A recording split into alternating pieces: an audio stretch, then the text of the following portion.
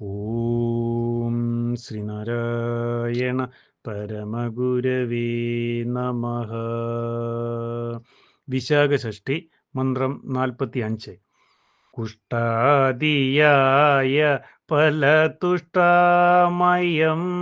ബഭുഷി ജുഷ്ടായേതീയ സഹനേ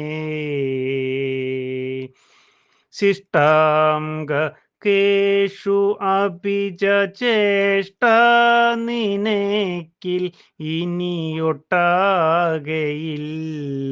ബലവും.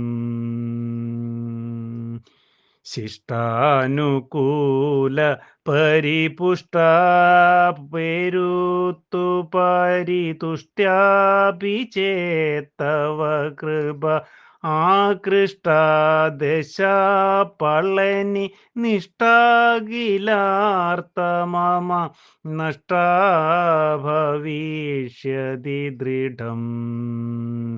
ഓം ശ്രീനാരായണ പരമഗുരവേ നമഃ.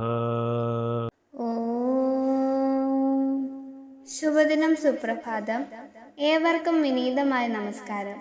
വിശാഖഷഷ്ഠി മന്ത്രം 45 വരികളിൽ ഉള്ളടങ്ങിയിരിക്കുന്ന അർത്ഥം എപ്രകാരമാണെന്ന് നമുക്ക് നോക്കാം.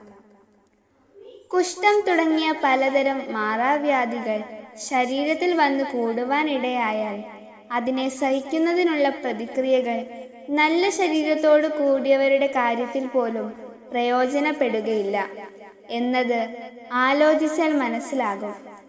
അതുപോലെ ഒരു കായബലവും അതിന് പ്രയോജനപ്പെടുകയില്ല.